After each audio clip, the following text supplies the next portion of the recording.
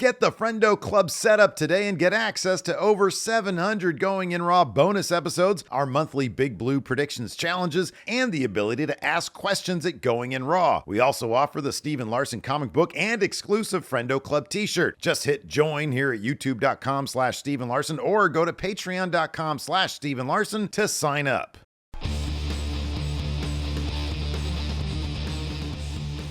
Hey, friendo, Steve here. Hey, Larson. And welcome back to Going In Raw, the only pro wrestling podcast you need to be listening to.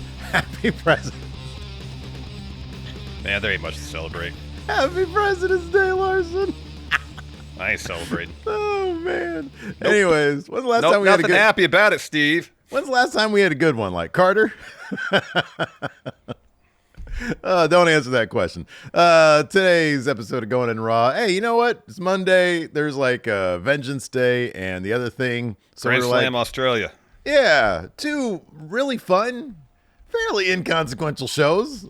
Grand Slam Australia especially seems to be more notable these days for just incessant bitching from a certain segment, I should say, of the internet wrestling community. Oh, they're complaining about the ring?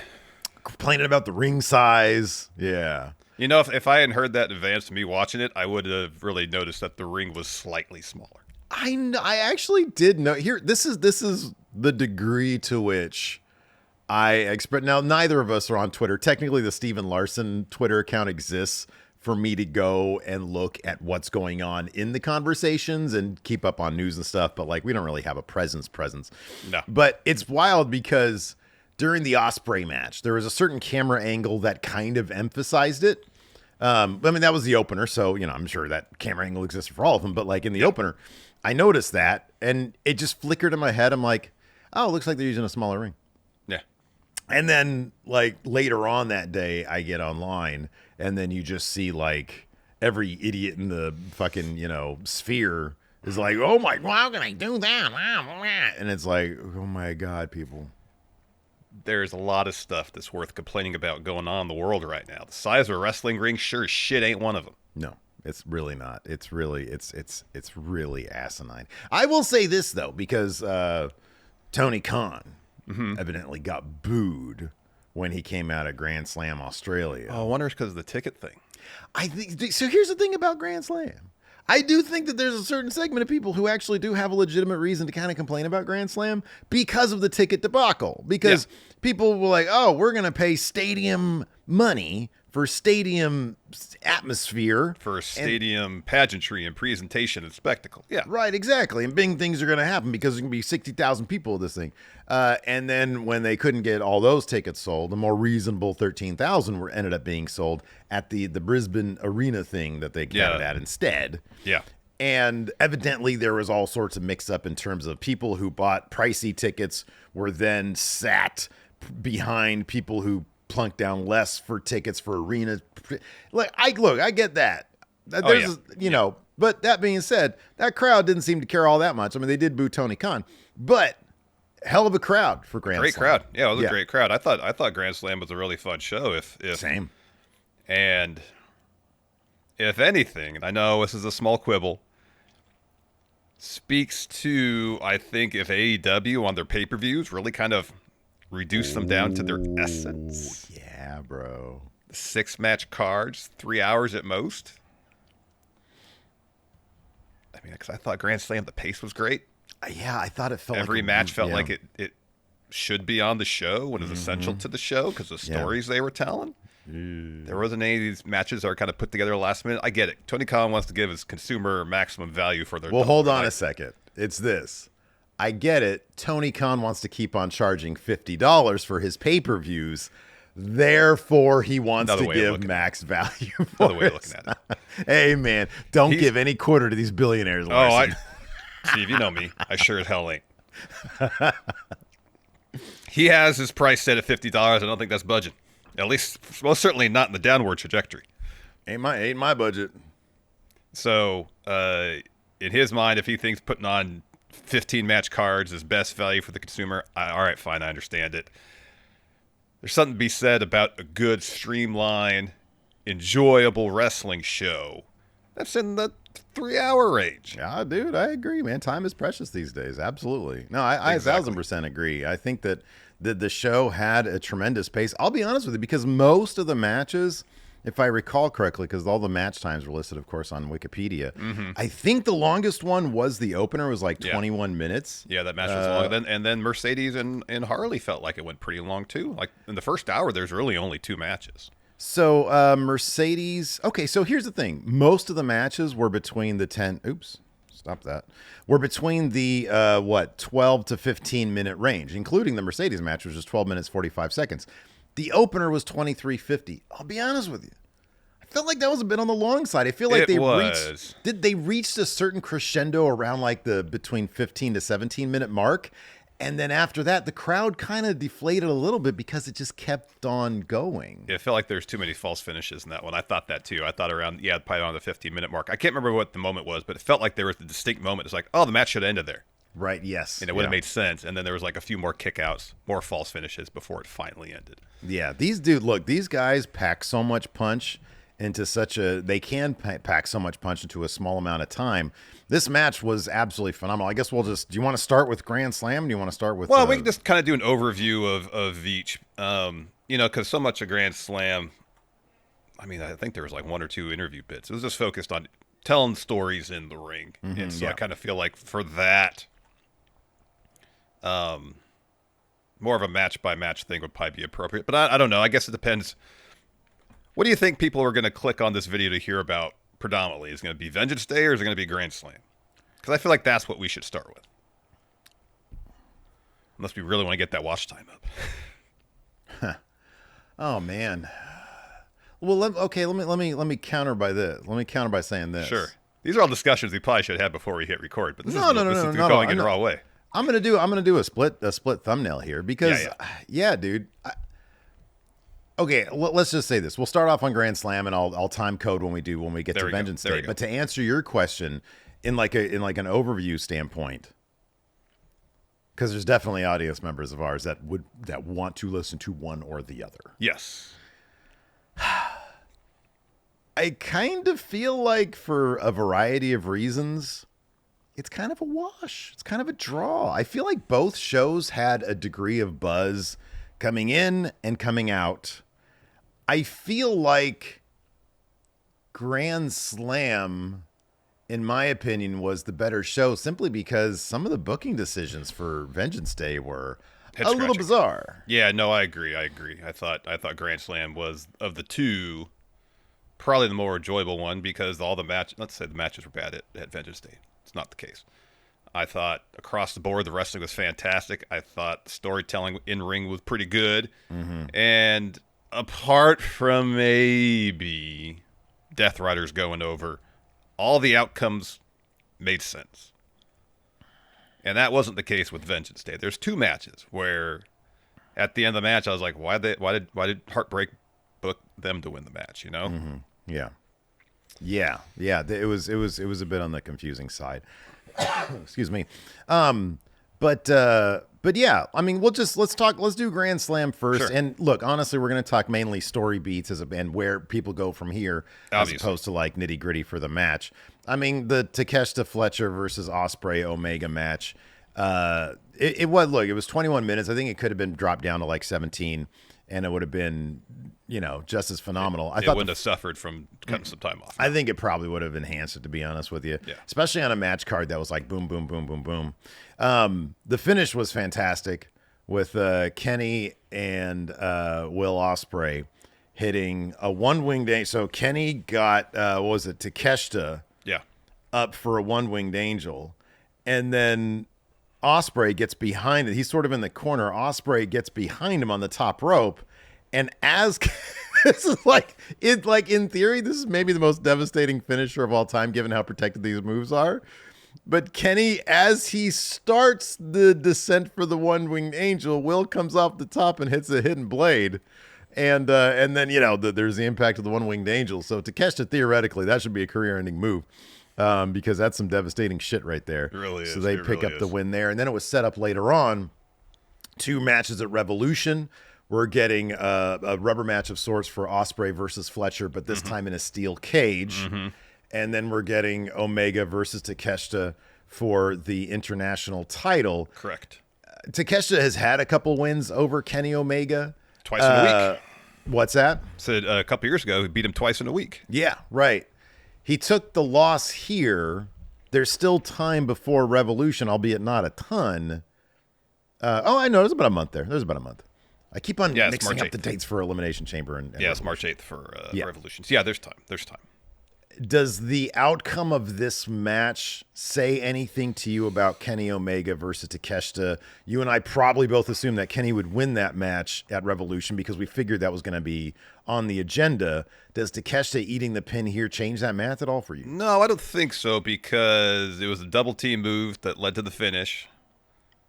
I feel like we can kind of compare our thoughts on this as it relates to Kenny beating Takeshita at Revolution to our thoughts now after the tag match between Death Riders and Cope and Jay White. Boy, that's a different one. Yeah. Where not only does Cope's team lose, Cope's the one that loses it for his team, and he passes out. Which, that could have been the finish to the match at Revolution with Mox going over. Yep. So that changes things a lot. Well, potentially. Again, we still have a lot of time between now and Revolution for the math to change. That being said, I feel like Takeshita losing here in the fashion in which he lost was a bit more protected than Cope, and therefore I don't necessarily feel like it changes the math so much in terms of the outcome at Revolution. They could do a lot between now and Revolution to build Takeshita back up as well. So exactly. So, yeah, and then, of course, we've got Fletcher versus Ospreay in the steel cage. I have no doubt at Revolution Ospreay is going to win that one. And yeah, probably. Nothing about this changes anything for that. And I guess the question then after Revolution is, at that point, will Ospreay finally done feuding with the Don Callis family? I mean, you would think that he'd have to be, unless they did. They've had to have had. Did they do? They did Ospreay versus Takeshita at some point, didn't they? Yeah. They had to. Okay. Yeah. On pay-per-view, I believe. I mean, maybe post Kenny Omega, when after he loses his title, they build another match for Ospreay, but I feel like he should move on. Yeah, the answer is Will should definitely move on. Yeah, he definitely should. I'm just definitely thinking, move on. Maybe they won't, but yeah, they probably will. Harley Cameron versus Mercedes Mone. Momo Watanabe was sitting ringside, which is she's pretty got cool. that title opportunity against a title of her choosing, because she won the New Japan. It's not New Japan Cup. That's a different thing. But they had that match at Wrestle Dynasty. Okay. Match. Okay. She won that. She gets a title opportunity. That's cool. I thought this match was tons of fun. We thought going into this that chances of Harley winning were pretty minimal. However, the story seemed to be more about Harley proving that she is on Mercedes' level. Mm-hmm, yeah. And I thought, for the most part, mission accomplished with this match. I thought not necessarily on her level, but can hang with. Yeah, which is, I feel like that's kind of like if you can last more than 8 seconds in the ring with Mercedes Moné, so to speak. Isn't that like a bull riding thing? Yeah. I think 8 seconds, something like that, 6, whatever it is. So anyways, if you can hang, 7. then you've done a good job. Because I did notice some people on the social media talking about how Harley didn't get a lot of like hope spots in and whatnot. And I kind of feel like that wasn't the point of this. I kind of feel like this was more, the point of this wasn't necessarily that, hey, she's up there with Moné. The point is she can hang and she can make Moné feel the wrath to a degree. And, she introduced the puppet. And I thought that there was I thought this is a fun match that did exactly what it was supposed to do. Yeah. I kind of feel like we're coming from different perspectives saying the same thing. Sure. Yeah. You're right that Harley can have a competitive match with Mercedes, which to a degree is, hey, the difference between us is not that vast in terms of our power rankings within the company. So yeah. We're on the same page. Yeah. Harley brought Mini Monet into the match. Hilarious. It was funny, in terms of advancing Harley's character. This match did wonders. It did, yeah, absolutely. In terms of establishing her as an in-ring talent to be taken seriously, even though she's only one singles televised match. Because was this the second longest or third longest match on the card? This was it wasn't. It was actually the shortest match on the card. Really? Yeah, this was on the low end. It was 12 minutes 45 seconds. Wow. It felt longer than that. Yeah. And not in a negative way. I thought they did a great job of letting the story breathe in the ring. Mm-hmm.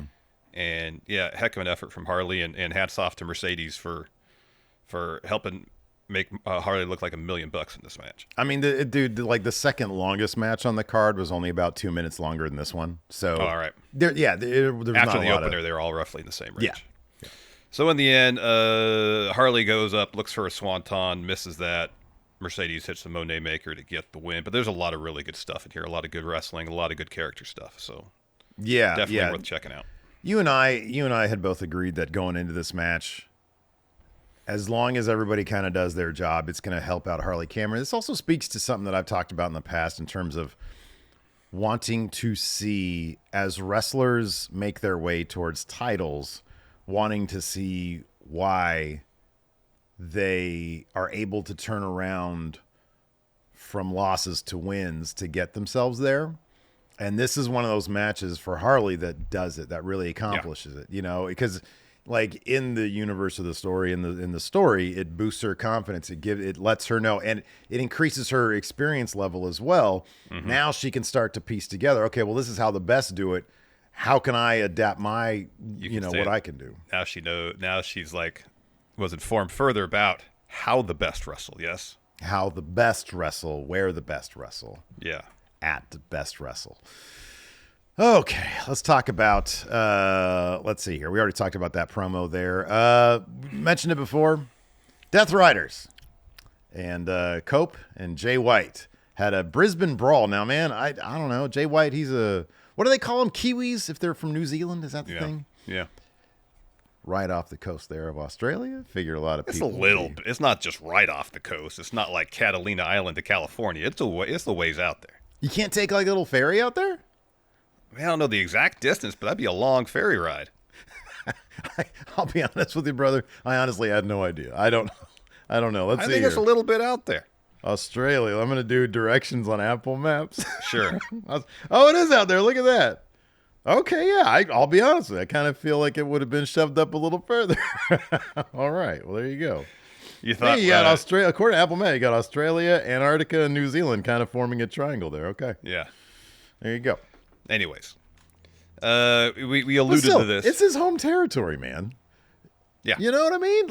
What? They don't have him get the pin on Claudio? I know. So, I guess if you look strictly at the go-home math, it made sense because Cope and Jay White, they stole the briefcase. They busted it up. They stood tall to end the go-home segment on Dynamite.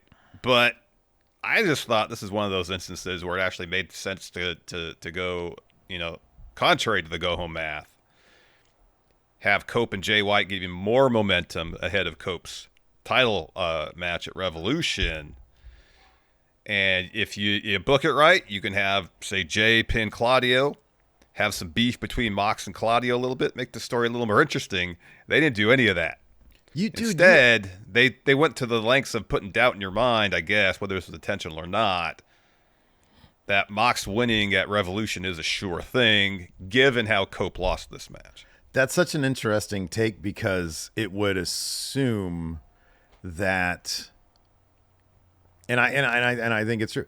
It's such a bucking of a pro wrestling trope that we all know is whoever's going to win at the Ultimate thing is going to be they're going to be dispatched before then. Cope. I'll be honest with you. You really want to get balls. Cope gets the win. Did you see that crowd cheering for Cope, singing Cope's theme? Well, that was such a nice moment. But you could have even had Cope get the win after Jay White hits him with the Death Rider. Cope stumbles back up, and then Edge hits a spear, and that's it or whatever. And then he gets the pin on Cope. And so heading to Revolution, Cope's like, oh, shit, this guy pinned me.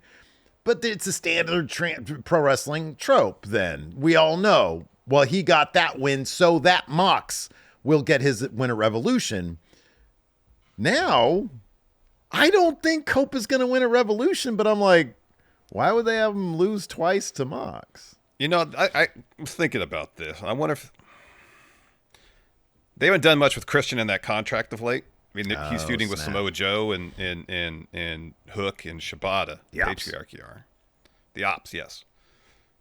that if they have a situation where Cope's on the verge of winning, Christian comes to the ring to tease the cash in, distracts Cope, Mox wins that way.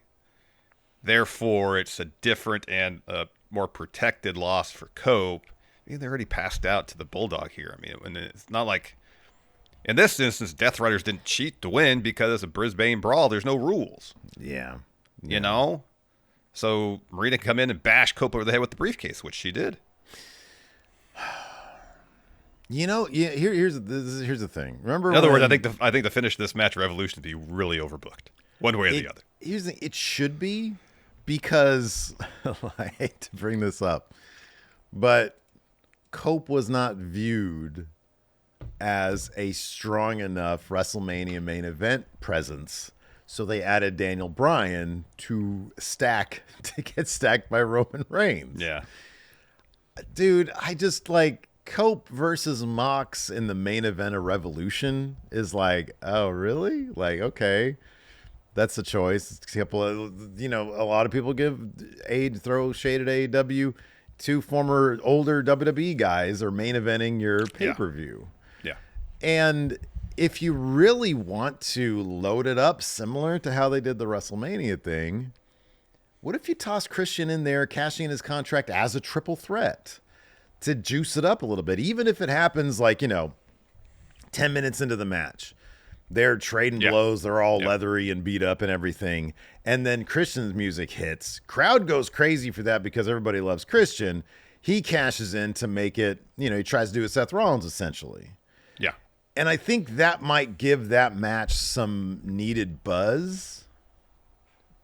I know it's a third older ex-WWE guy, but he's got the contract right now. Yeah. So if you're going to put them all out there, just put them all out there, I guess. Yeah, and they're not doing much with that contract and necessarily make the contract stipulation all that interesting anyways. Dude, they should have put that on like a fucking Jay White or something, like Hangman, Swerve. Yeah.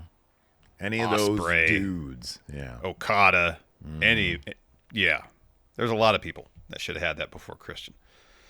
But I'm guessing they did that given the Cope-Christian dynamic to play off that, to advance their story now that Cope's back. So what better way, I guess, to up the ante in terms of their story than to have Christian cost Cope the title? Yeah, then you can just go back to that, I guess. I suppose. Christian, he needs to... I don't know what... I hope they don't do the thing with the... He cashes in on Darby after all this time. Darby wins the title from Mox, and they have Christian cash in. But I could see them doing that. Darby's been off TV for a month. Apparently, he's going to go climb Mount Everest. So, I guess one thing at a time. I don't think Mox is going to lose that title anytime soon. But I could see it being a Darby. No. You can put a little camera. Hey, before we continue on here, let's mention this really quick. We have a new champion, don't we? We do. Who's the new champion, Larson? Who is the new February predictions champion? Look at that hat.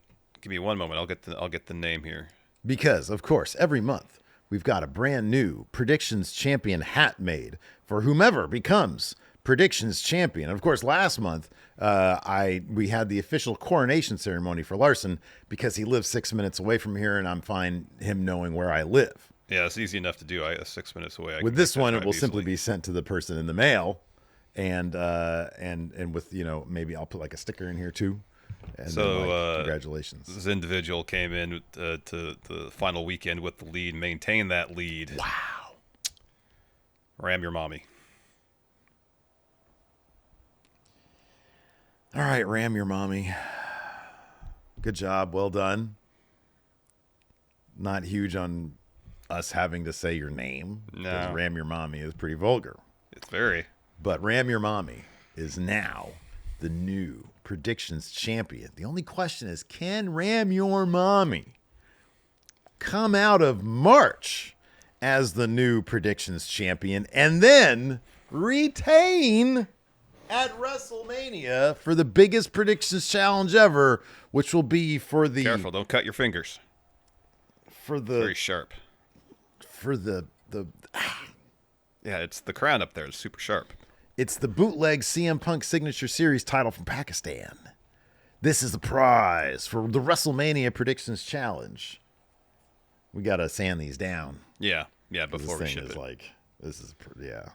Yeah, it's on the verge of being dangerous.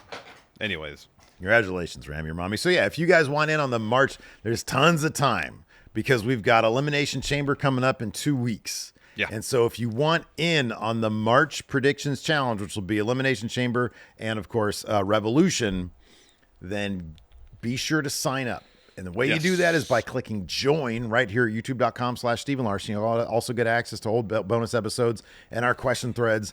Or if you don't want to give your money to split your money between Google and us, you can go to patreon.com/Stephen Larson. Click on the Friendo Club setup. It's $5 a month. Either way you do it. Click join here at YouTube or go to Patreon. It's $5 a month. You get the same thing. Yeah. Access to the Predictions Challenge, question threads, bonus episodes. So be sure to check all that stuff out. Yep. Get back to this tag match. Marina hits Cope with the briefcase. Claudia hits him with the neutralizer. Cope kicks out, and the Mox locks on the bulldog choke. Cope tries to fight out of it. In the end, though, he passes out. So maybe next time, Cope. Maybe next time, Cope. Buddy Matthews versus Kazuchika Okada. So Buddy Matthews, he got, if nothing else, he became the first person in AEW to kick out of a Rainmaker. Felt like someone else kicked out of a Rainmaker. Well, I'm just taking that by commentary. Didn't Ospreay kick out at did the Continental Finals this year? Maybe he did. I'll look into that. If so, maybe commentary said he's one of only a few people. I think Shivani said, I could be wrong, but I think Buddy's the first. Okay, so evidently he was wrong.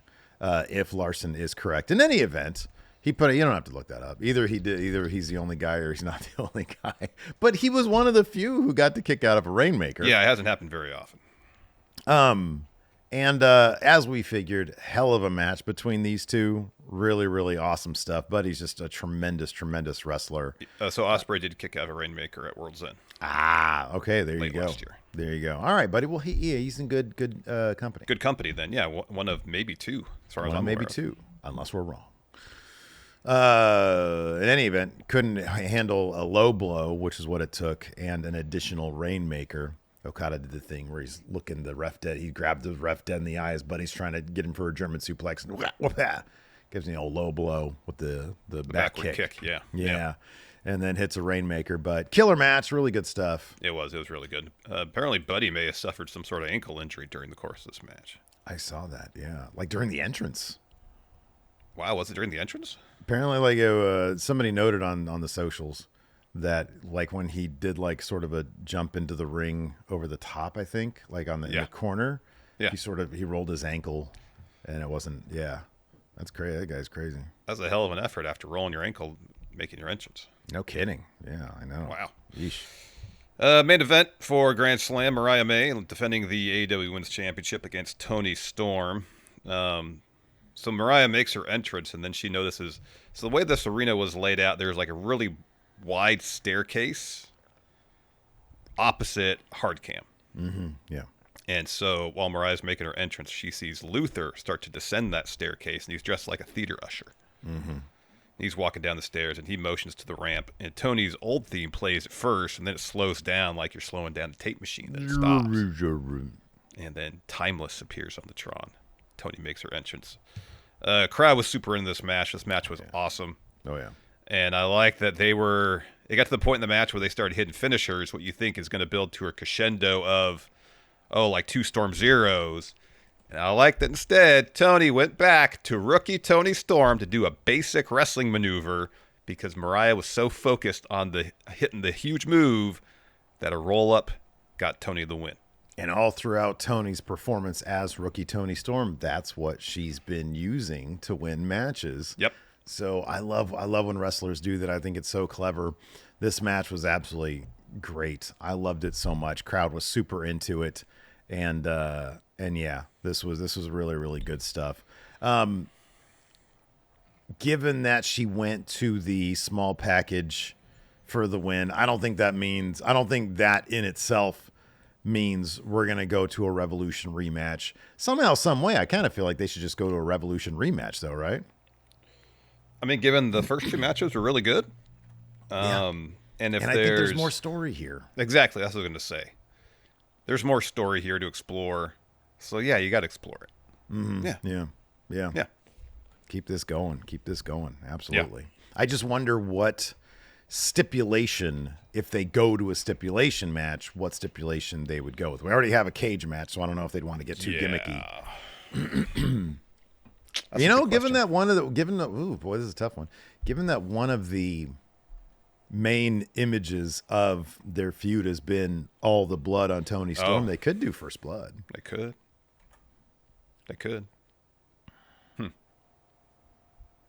I don't know how great that would be, though. I'm not a huge fan of First Blood matches.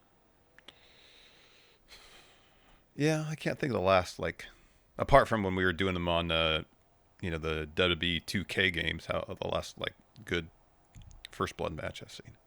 Well, yeah, and the video games are fun. Yeah. And the video games are fun because every single time somebody hits somebody in the head, it's like, ooh. What you got going on in there? That was weird. I was looking at my recording here, and there was an orb that just went up this way. Okay, yeah. This way. Yeah, you got specters. Apparently, that was strange. Phantoms. It's probably just dust that flew up, but I was looking on the screen here. No, definitely looked like an orb. I'm going to write that. It's time down. It's a human spirit right there visiting you. Could be. I don't know. Anyways, let's talk Vengeance Day. Vengeance Day. We mentioned earlier about how there's a couple real head-scratching booking decisions made by the Heartbreak Kid here. And they happened in back-to-back matches. It was, and both of the outcomes seemed to really deflate the crowd. One of them I kind of am cool with because the finish actually did make some sense. And I'm talking about Ethan Page versus Javon Evans. Number one, I have really enjoyed this feud. And so Javon Evans being basically not even properly cleared by the doctor to wrestle this match puts him in the story at a disadvantage. And what happens when he loses his mouthpiece, his mouth guard, and then he gets hit with a twist of fate? That makes sense. And on top of that, it motivates another match between these two. And with most feuds, you want them to go.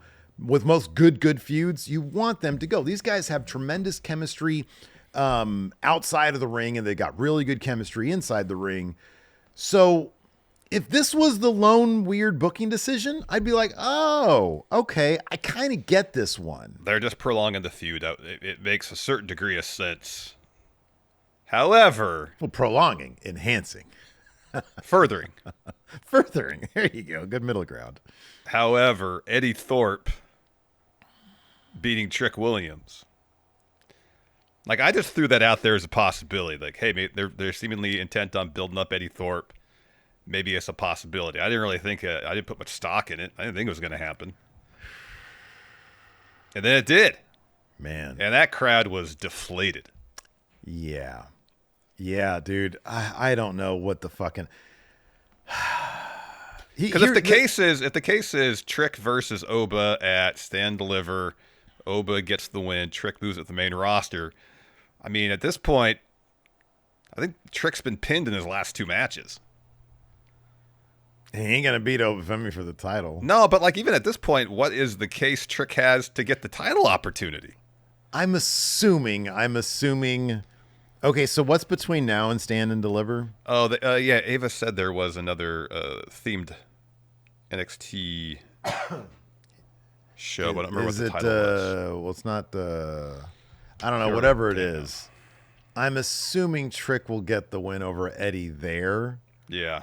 And that'll justify going to Stand and Deliver for... So it's in 3 weeks. 2 weeks from Tuesday is the next theme show. It's the one they're doing at the theater at Madison Square Garden. Oh, snap. Okay, that's fun. That's cool. So I'm assuming they're going to do that there and have Trick get his win. And in the meantime, this is, as you said, as your gut told you, they want to build up Eddie Thorpe. Man, I think Eddie Thorpe's packaging is really terrific. I love, the indigenous, aspect of his character. I think that's great. Brother, he ain't got the camera charisma that you need, at least not right now. Sometimes people can oddly sort of develop that. Yeah. But when I'm sorry, but the segment that killed it for me was when he got in the ring with Trick and Oba and they were doing their thing. And he gets in there and he's standing on the sidelines looking like kind of a geek. and they're not paying attention to him, I was like, oh man, this guy, he comes off like the Miz in there with Roman Reigns and Brock Lesnar. You know what I mean? Like two guys that actually, you've got it with them. They can be huge if you book them right. And then there's this other dude in there, and that's my feelings on. I'm like, this guy doesn't belong, and I'm sorry, but like, you kind of need that if you're going to have him beat a dude like Trick. I don't know. I don't feel it. I just don't feel it. You know, I think there is a way they could have accomplished it. I mean, the basic idea is, excuse me, Eddie hit a low blow leading to the running knee to get the win. And in a standard match where the low blow is cheating, all right, that's a protected loss for Trick, but this is a strap match. That's within the rules of the match to do that. Yeah. So it's not like Eddie had to cut corners or cheat to get the win. It's just he had an opportunity to hit a low blow and did it, and Trick lost. So it's not even a situation where it feels like a protected loss for Trick. The stuff, just along the way, I don't think Eddie has really been booked all that great. Anyway, there was like that period, he had that weird feud with Lexis King where it was about who likes better music. And he was terrible. Like, yeah, it was awful. And that was another thing that buried Eddie Thorpe for me. I think he's a good wrestler. I do. I think he's a really good wrestler. Not many people who come out of the LA dojo you can't say that about, you know? Yeah. But like just in terms of his presence, because that's so much of pro wrestling is like, what's the dude's presence like? Yeah. And it's just so severely lacking. And I just don't, I get it. You're trying to make something out of him, but man, you need to put in the groundwork before you get to a Trick Willie, before you get to beating the former NXT champion. You got to put in a lot of groundwork. Yeah. Before you do that. Yeah. Yeah. And that's why like the Eddie Thorpe stuff, I don't know. The match was fine, but having him beat Trick is just, I don't even think it really does much for Eddie Thorpe. You know, like in terms of the grand scheme of things, I don't think of the guy. All we're thinking now is this is weird. I know. You know? I know. You know, in NXT where there's so much emphasis placed on character and there's so many really well-established characters, Eddie's one of those guys that since he seemingly stepped foot in NXT, they've been kind of unsure about what to do with him from a character perspective. Yeah, right, yeah. You know, at various points, there's been emphasis placed on various things, and you know, probably the low point of that was when his character was DJ, when he was feuding with Lexis King, and that feud wasn't was that awful. long ago. It wasn't that long ago. Now they seem to, after the heel turn, it seems like they have a sense of who Eddie Thorpe is, but it's still all kind of coming together still.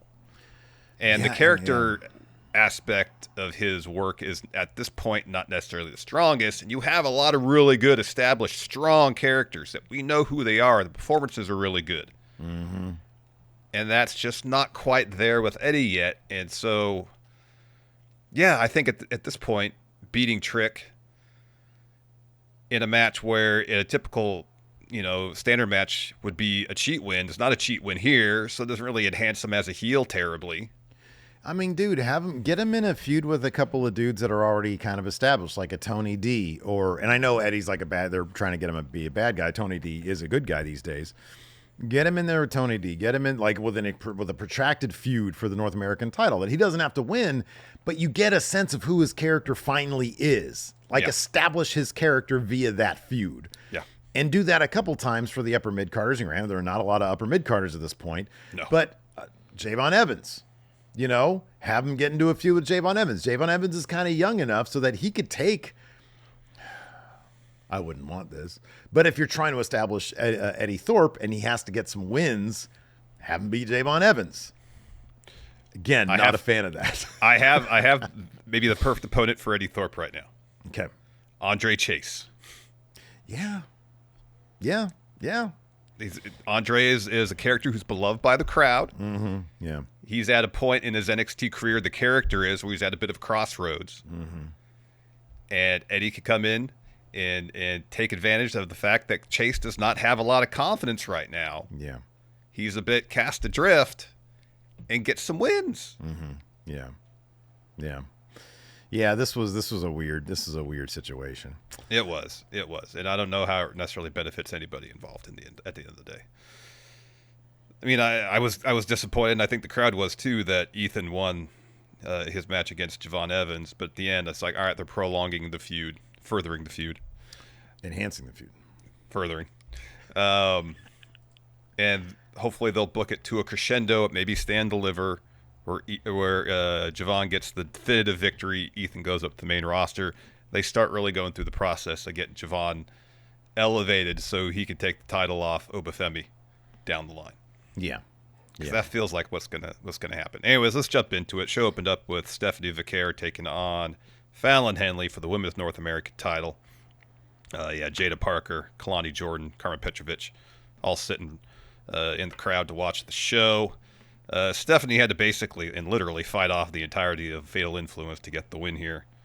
Hits them all with a springboard splash to the floor. Hits the package backbreaker on Fallon. Follows with a spiral tap off the top to get the win. Yeah. Good stuff here. Made all the sense in the world. We also had, of course, Briggs and Inamura. Do they have a tag team name yet? They need a tag team name. Briggs and Inamura. Okay. What did you think of Briggs' smoking skull on his shoulder during his entrance?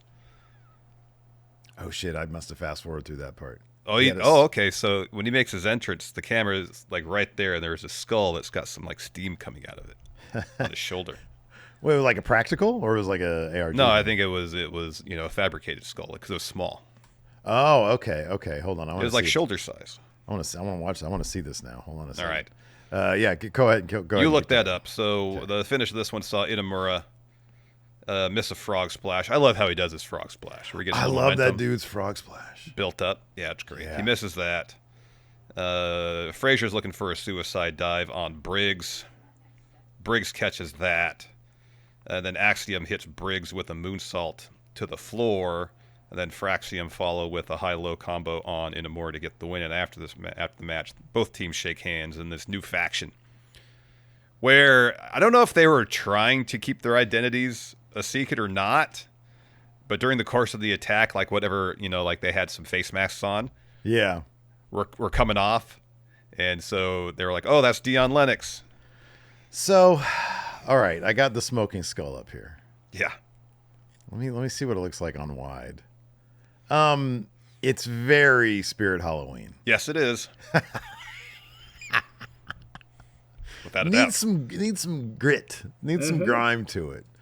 It's a little polished. Yep. It's a little. It looks too plasticky. It's too plasticky. Yeah. Now, if he did this if he like hit up Baron Corbin, was like, "Hey, brother, you got any of those actual skulls that you collect?" Oh, that's right. Apparently, he collects human heads, which is a weird thing.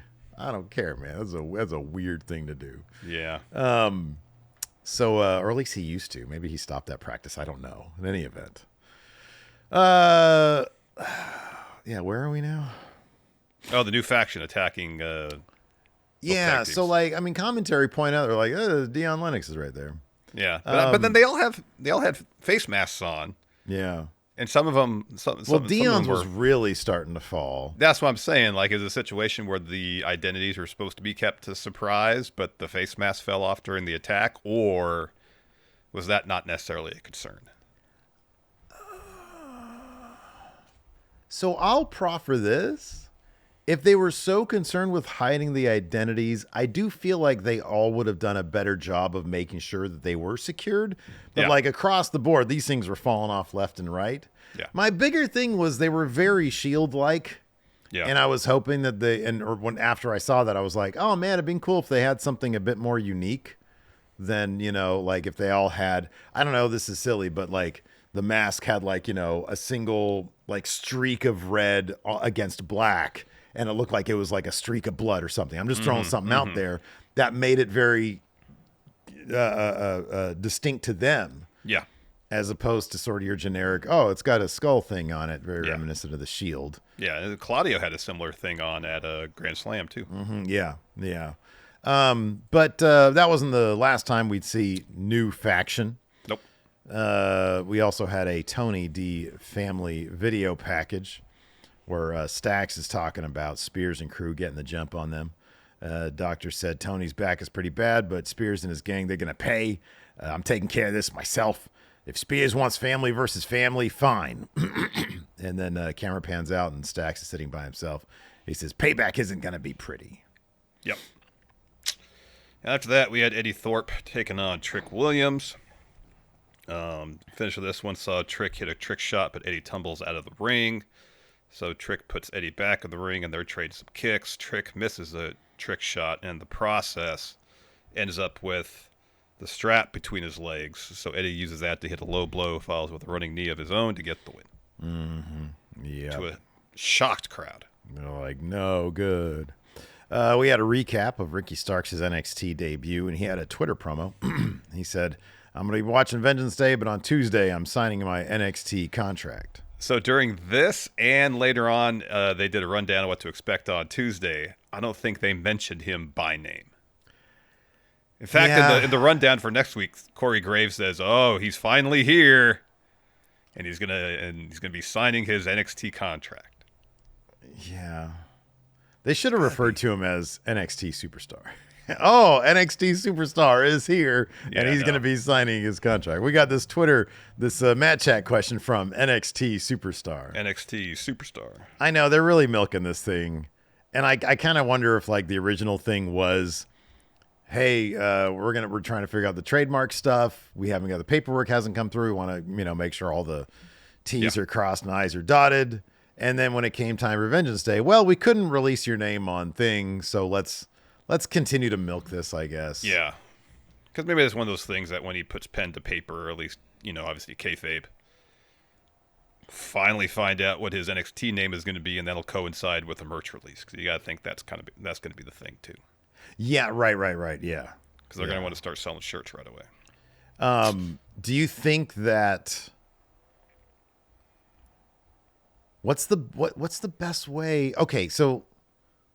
If they want to be really dramatic about his name, doesn't he put pen to paper and then he declares Absolute Ricky Starks is here? Yeah, or whatever his name's going to be. Absolute. Trill London. Yeah, whatever it's going to be. I'm so... Oh, man. It's going to be Ricky Starks, man. It has to be Ricky Starks. It's going to be Ricky Starks. He built up such a great brand under the name Absolute Ricky Starks. You got to keep it. Yeah. Next, look, if Ethan Page kept his name... Ricky Starks better keep his name. Of course he's going to keep his name. Speaking of Ethan Page. It's such a good name. It's much better. Great. When LA Knight debuted, remember you were not a fan of the name LA Knight. No, I wasn't. Yeah, I immediately loved it. I don't know if I am now either. But Eli Drake, that was just such a terrible name. I don't know why he ever would have gone with that one. I don't know. Eli. Hey, Eli. So Ethan Page took on Javon Evans. We talked about this early in the match. Evans looking to stomp Page's head against the ring steps. Page escapes, smashes Evans' leg against the steps. Throughout the match, it's working over Javon's leg. Later on, Page hits an Ego's Edge. Evans kicks out of that, and Evans is looking for a springboard cutter, and Page hits him with a forearm to the jaw. Follows with a twist of fate, diamond cutter, whatever you want to call it to get. He has a name for it now. It's Twisted Grin or something like that. Twisted something. Yeah, I think it is Twisted Grin. Yeah, so that's cool. He does it really well. Man, this is the one that we really should have stepped back and thought about, though. Because it's like Ethan Page's whole story is he can't get a big fucking win right now. Dante Chen wins don't count. Yeah. He can't get like a big win, and so it's like he needs that. Javon is compromised. This is a good feud. They need to extend it out. Like, it just makes so much sense for him to win here. Yeah, that's why I didn't have a lot of confidence points on Javon winning. I think I only had two. Two. Because I was like, yeah, the possibility exists. They'll extend this out. Yeah. They'll further this story. We got a quick Stephanie Vaquer interview. She says she made history. She's a new Women's North American champion, but her night is not over because she says, I'm going to stay and watch the main event. Yeah, man. Yeah. Then we had the NXT title match. Austin Theory, Grayson Waller, both challenging Obafemi for the title. Obafemi does triple threat matches really well. He does, yeah, absolutely. Yeah. The vast majority of this match was him wrecking both members of A-Town Down Under. Whenever the Theory and Waller got the advantage, they'd always start bickering with each other. Each of them cost each other a potential win. Mm-hmm. And in the end, Waller hits Theory with the rolling stunner.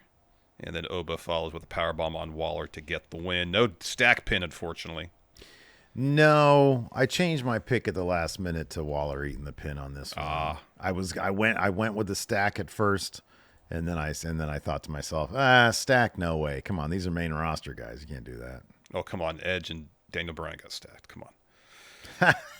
A couple of chumps. And then this new faction comes into the ring and just lays out Oba. Jesus, Ram, your mommy dominated this thing. Yeah. I'm looking at the scores right now. He won by fucking 9 points. Yeah, it's pretty dominant victory. Wow. Powerhouse. Ram your mommy. It was hard to make up ground because all the prop bets for the Rumble. What did you remember what his lead was coming into this? It was, I know, over me at least, I think it was a 17-point lead. Yeah. And then he maintained that, yeah, because he won over you by 17. So, well, I came in 6 behind you. Gee whiz, Steve. Then we had an Ava interview, and Sarah's asking about the attack that just happened on Oba. And Ava's like, yep, that new faction want to make an impact, but I'm going to deal with them at another point. And so Sarah asked about NXT next week. The show's in Cincinnati. Ava's talking about everybody wanting to be on it.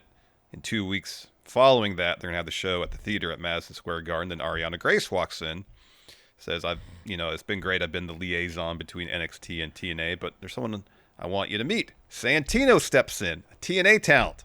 Mm-hmm. Mm-hmm. And they chat a little bit, and Ava suggests that her and Santino go and discuss some ideas. Yeah, Have it be Worlds Collide. Yeah, Worlds Collide. Come on, TNA, NXT. NXT goes over 5 matches to 1. It's a shame they didn't do this a year ago or 6 months ago. Got Josh Alexander on that sumbitch. I know. Now the reports are he's heading to All Elite Wrestling. Yep, it is Alexander Elite Wrestling. Yep. Yeah. Anyways, we also had our main event, of course, Roxanne Perez versus Cora Jade versus Bayley versus Julia. Holy shit, this match was tons of fun. This was a blast. Crowd was super into this. This was fucking awesome stuff. So down towards the finish, the match spills to the floor. Cora hits Julia with the suplex. Perez hits Bayley with pop rocks. She puts Bayley in the ring, hits another pop rocks. And covers. Cora slides in, rolls up Roxanne, gets 2, hits her finisher on Roxanne. Julia breaks that up with a running knee, follows with a knee on Perez, and then hits Perez with a Northern Lights bomb to get the win. Yeah. But, of course, there's a lot of stuff with Cora and Roxanne working together, and then not. So after the match, Stephanie comes to the ring. Her and Julia hold up their titles, and then Jordynne Grace's theme hits. She comes to the ring and stands opposite Julia and Stephanie as the show goes off the air. Mm-hmm. So which title do you think Jordynne Grace is going to contend for first? Oh, boy.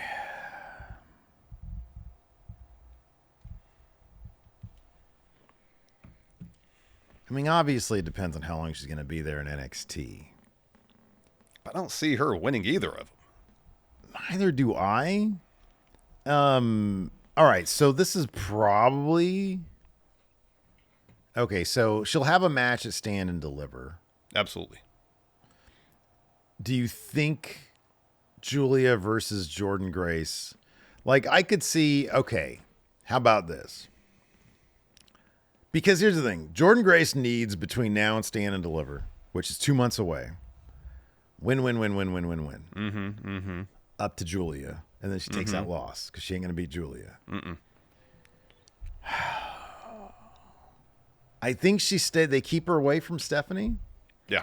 And I think it's okay, because the women's division is absolutely stacked. So, if they want to do more with Fatal Influence having issues, have her take on a member of Fatal Influence. Well, that's what I was going to say. Fallon's former champion. Jordynne beats Fallon, right?